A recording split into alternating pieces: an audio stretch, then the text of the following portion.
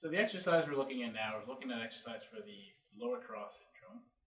And one of the exercises we're going to focus on is the weakness of the abdominals. So it's just going to be your basic crunch. So your client is going to be, again, on a mat, on the ground, in a nice position. Knees are going to be bent up. And so there's variations of where you can put your hands in terms of the intensity that you're going to want to do. But the first thing we're going to do is you're just going to have the hands in behind the head, but it's not pulling on the head. It's just as a position. So the hands are going to come in behind the head. So the head's going to lift up. What we want to do the crunch is we don't want to be tucking our head forward. What we want to do is we want to keep our head in this position looking straight up. Then we want to bring the shoulders up off the mat. So as we bring the shoulders up and crunch, we're going to hold that for a 2 count and then come back down. So it's up and down.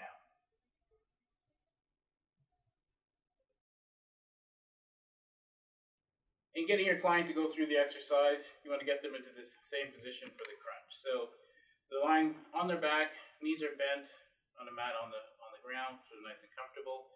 The hands are going to come in behind the head.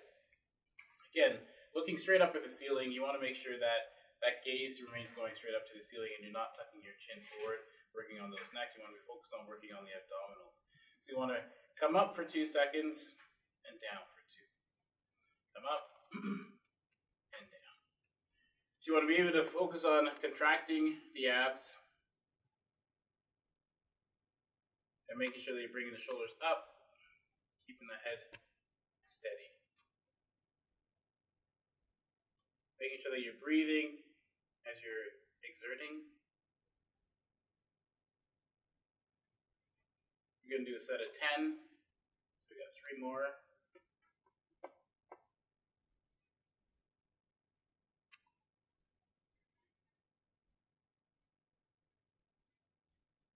Good. How does that feel? Good. So again, you want to do 3 sets of 10 reps. Take a 30-second break in between each of those exercises. So variation of the crunch, which could be a little less intensive, is instead of bringing the hands in behind the head, we're going to bring the hands onto the top of the thighs. So now as you bring yourself up, keeping the head straight, it's just trekking your hands up your thighs to as high as you can go, as the shoulders come up off the ground. So you continue doing this the same as you would the other exercise.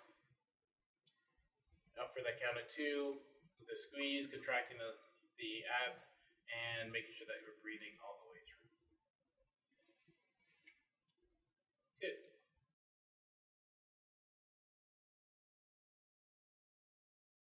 The next exercise we're going to focus on is strengthening the glutes, which is another muscle that can become weak with the lower cross syndrome. So the exercise we're going to do is called the bridge.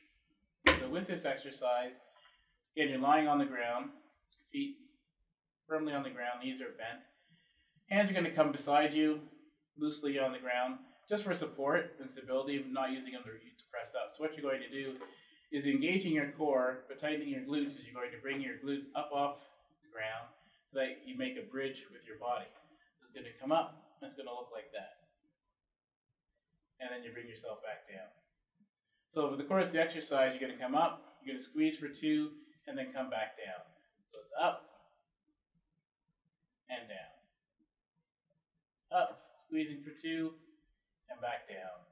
And as you squeeze, you should feel the glutes tighten up as you come into that position, and then bringing it back down.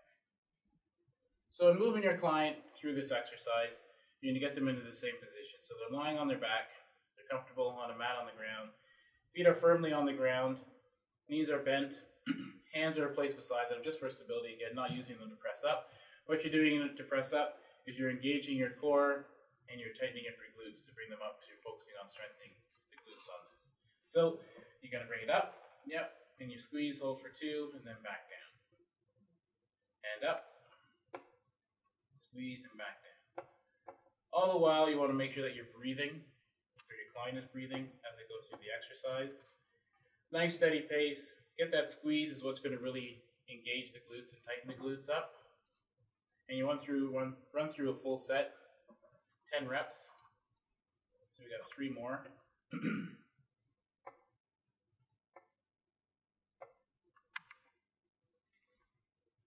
one more. How does that feel? So again, looking at engaging the glutes, tightening up the glutes to strengthen them up. Looking at doing 3 sets, 10 repetitions. You're going to take a 30-second break in between each set, and you're going to do this exercise once a day.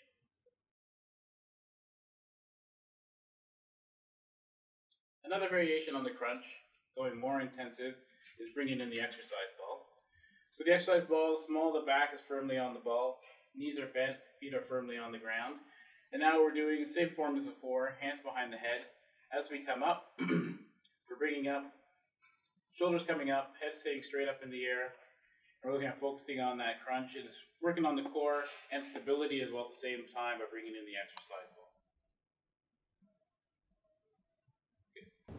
So another variation of the bridge, which is going to make it more intensive. So again, depending on the nature of your client and what they can do, this can be a bit more advanced, is again we bring in the exercise ball. So now, lying on the back, hips are bent up. Now the feet come firmly planted on the ball.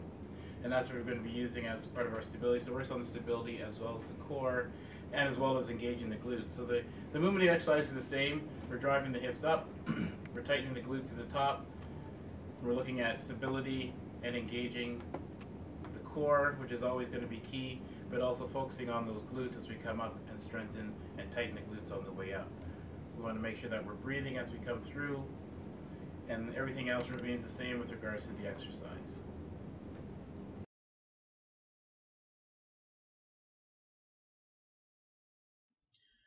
Next thing we're going to look at is a stretch for the iliopsoas.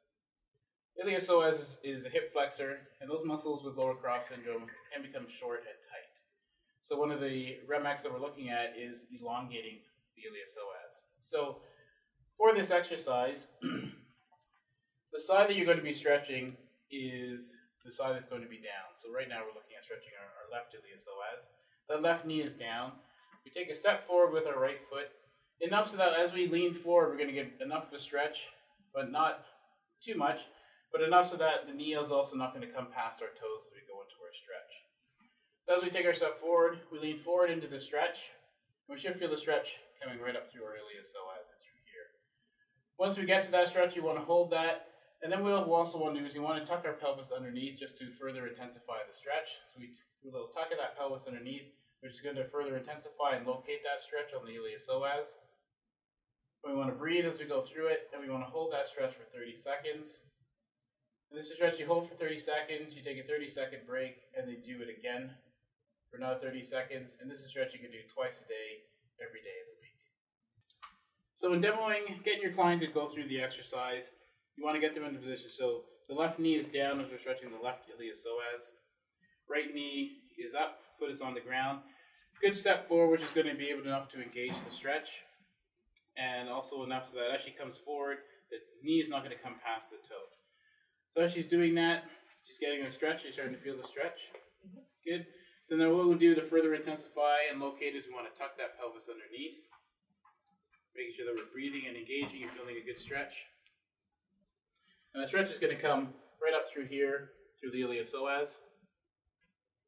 And the client is going to hold that for 30 seconds. And in holding that, they're breathing. After the exercise, they take a break for 30 seconds. They're going to do it again. And they're going to do that exercise twice a day, every day of the week.